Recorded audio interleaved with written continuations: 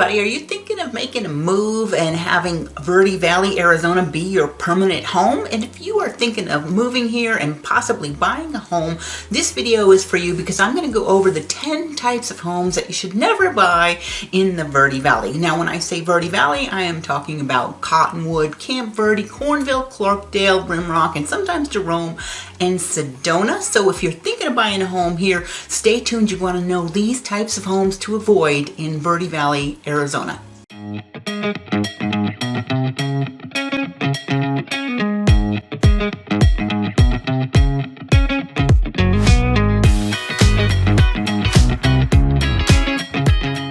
My name is Dawn Dickinson and I am an active real estate agent in northern Arizona. I sell often in Sedona and Verde Valley, sometimes Flagstaff and Prescott. So if you ever have a question about buying or selling a home, reach out to me. I'd love to have a conversation with you. My contact information is always in the description below. But let's go ahead and dive into the top properties that I would like you to avoid, or at least know all of the information before submitting an offer on these types of homes.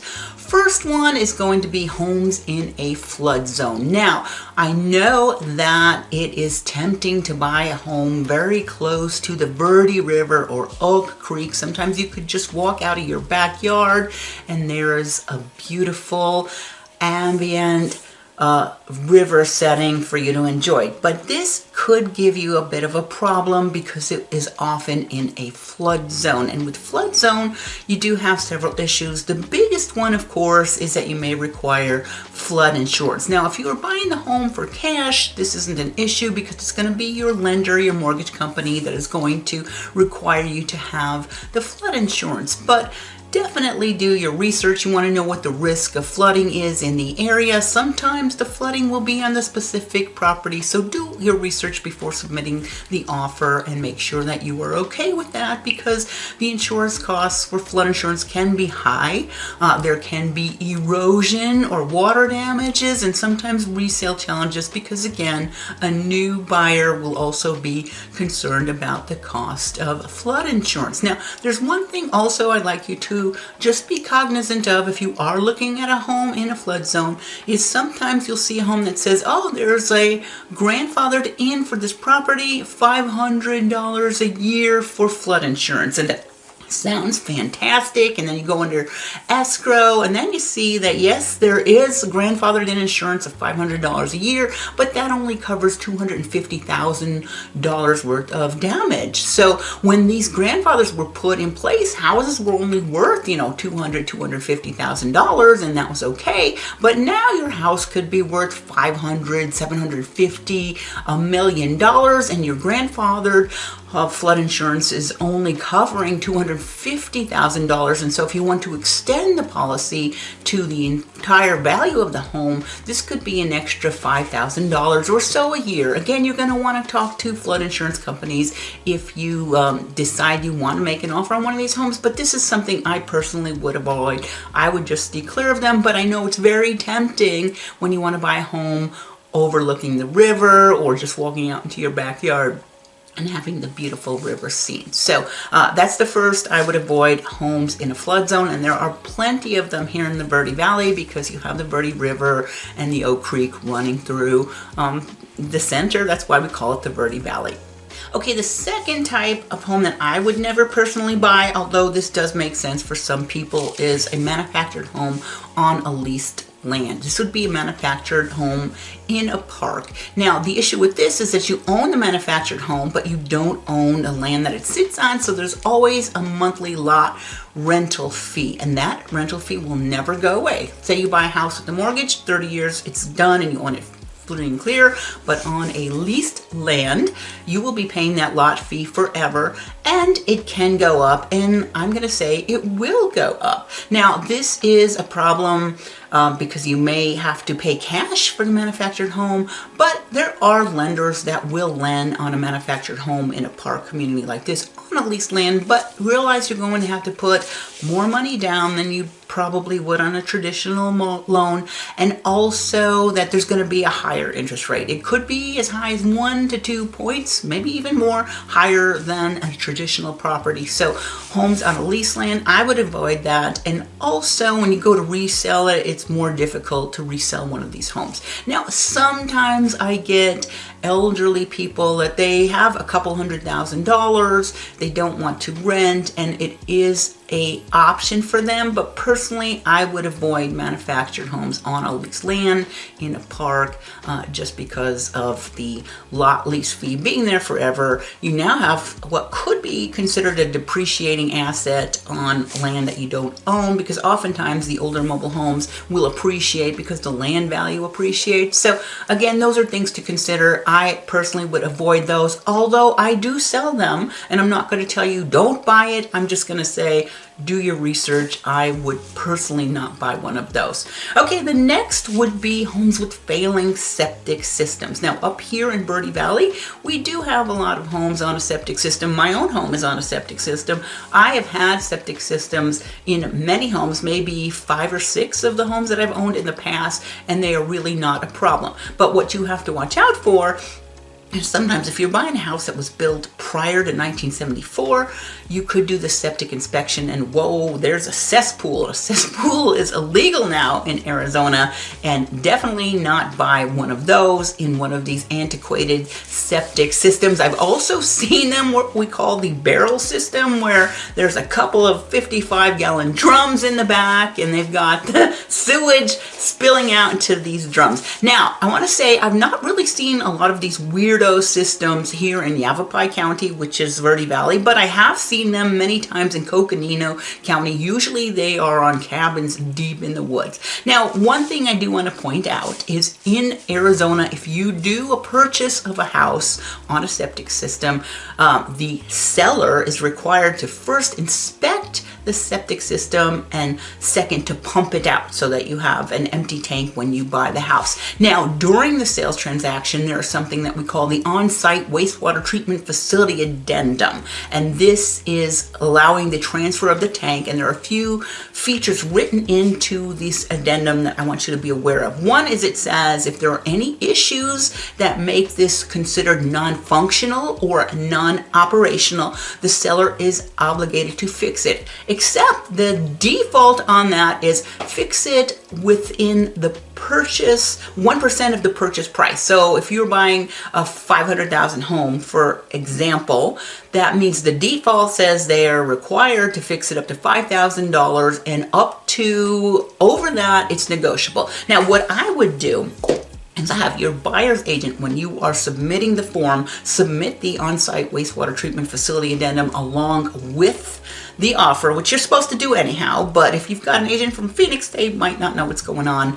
But anyhow, that part that says, you know, the default 1% of the purchase price, and it says or, and then it's blank. So I would go and fill that part that's blank and say actual cost of repair, so that you are covered. That now if there's a $10,000 repair, say, and they're only obligated to pay $5,000, that no, it's in this wastewater treatment facility addendum that they have to do the whole cost. Another thing is that the septic addendum, wastewater treatment facility addendum, I know the septic guys get really mad when I don't call it by the proper name.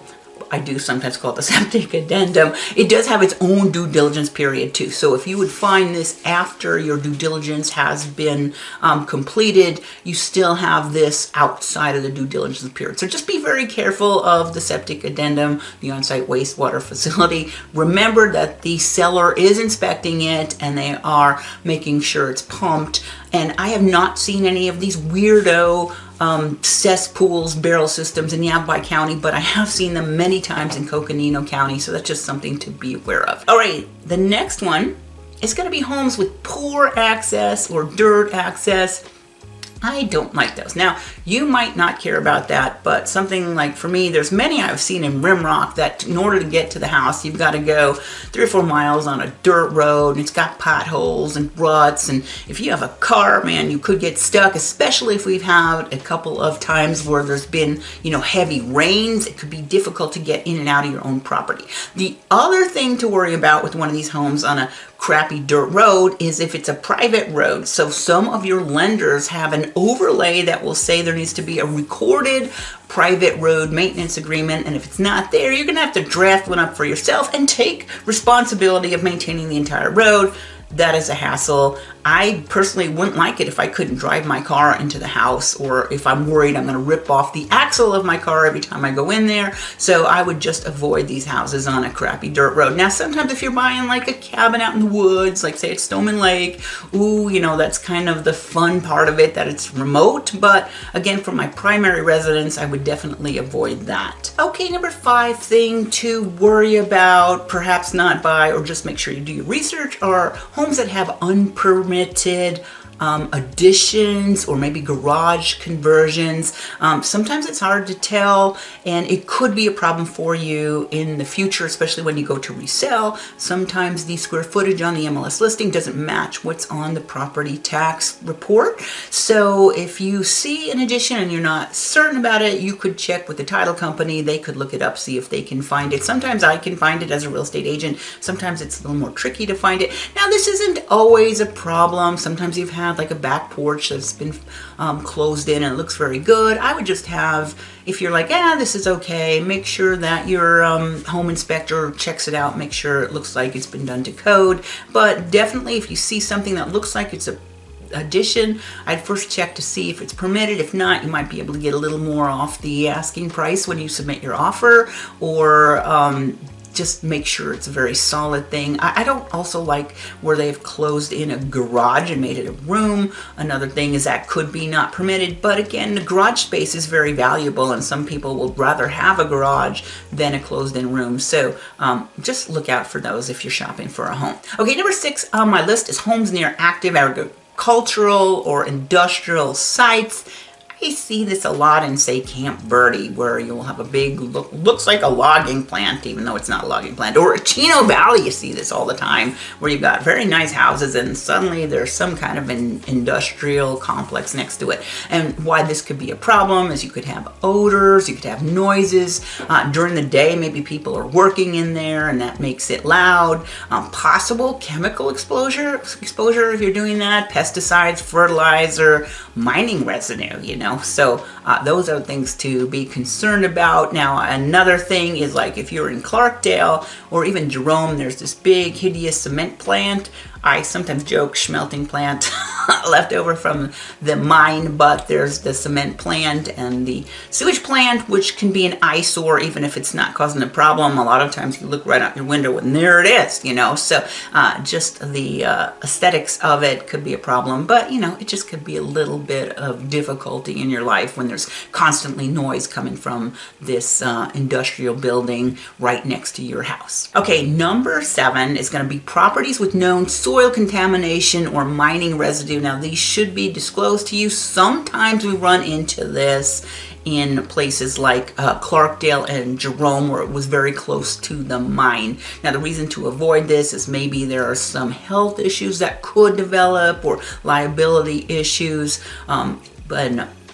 So just look out for your environmental disclosures and maybe do a soil test. Now, I know a lot of the newer communities like Mountain Gate and Clarkdale have already rectified this, but again, if you're in one of the older parts of Jerome or Clarkdale, again, something to consider. Just do research to see if there's any issues with soil contamination because it was so close to an old mine. Okay, number 8 is fixer-uppers that are more trouble than they're worth. Sometimes you see a house and it's like, wow, if I just updated the kitchen and flooring, it could be worth $200,000 more than I am paying for it. But just be careful of older homes that could have structural issues or outdated systems. Maybe there's no HVAC in there, and if you wanted to add that, you'd have to put some duct work in there that could cost more than you might estimate.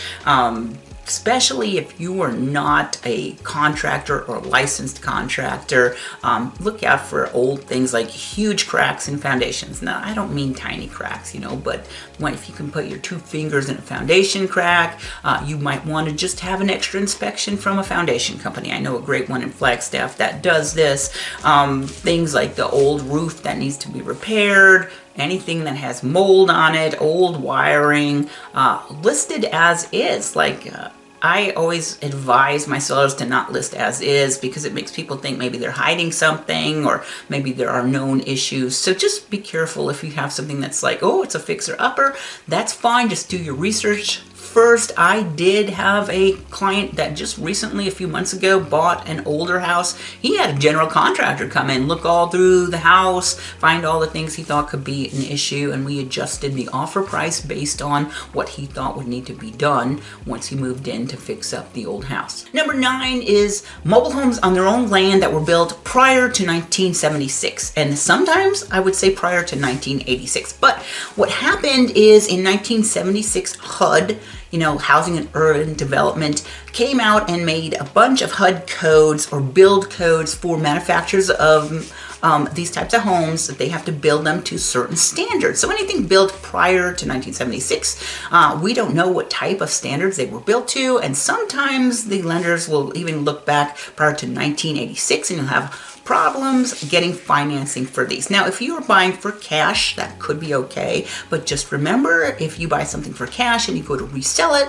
it's going to be more difficult to sell because your new buyer either has to have cash or they have to go to a handful of lenders that will sell or loan on these older properties. And when you do find a lender that will loan on the older properties, they're going to have a higher interest rates and be a little more difficult to get. So again, that makes it less attractive for your buyer, making it more difficult to sell. You also could have problems arising that you don't know about because the home is old. Now, even when they have been remodeled, updated, or had additions, I would be concerned about this. The other thing is if you have additions to a manufactured home, it needs to be done by a licensed contractor because there are issues with the manufactured homes the way they're built. You're not supposed to say hang weight off the side. I've gone in and say somebody has added like an awning and they're hanging it off the side. You're not supposed to do that because they're not structurally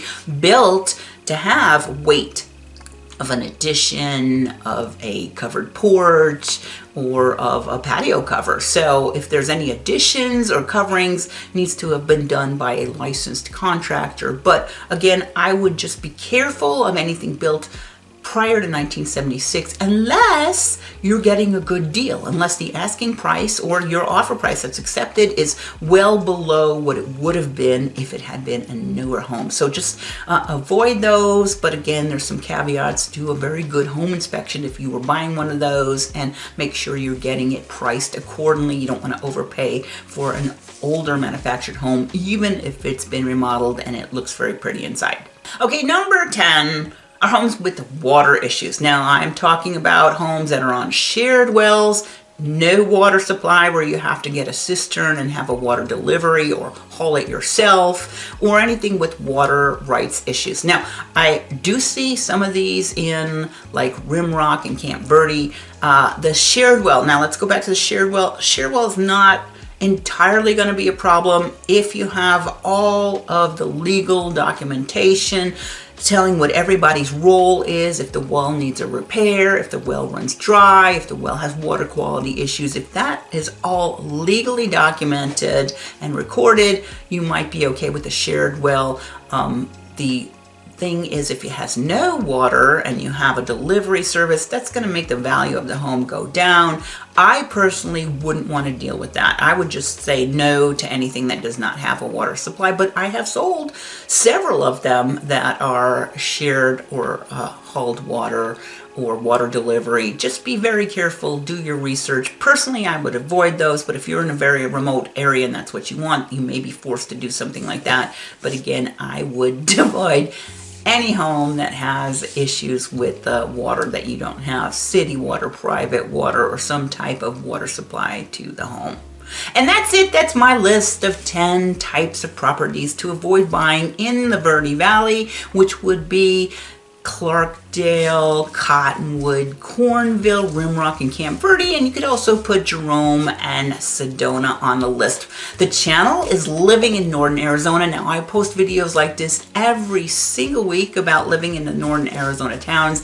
I am a licensed real estate agent in Northern Arizona. I am an active agent. In fact, this is my full-time job. That's all I do is buy and sell real estate for my clients and create these YouTube videos. If you liked the video and found it helpful, please do me a favor and hit the thumbs up button and consider subscribing. I post videos just like this every single week. And again, my name is Dawn Dickinson. If you want to reach out to me and have a conversation about buying or selling a home in Sedona, Verde Valley, Flagstaff, or Prescott, my contact information is always in the description below, so you can reach out to me and I will get back to you. I hope you have a great week, and I hope to see you back on my channel here again next week.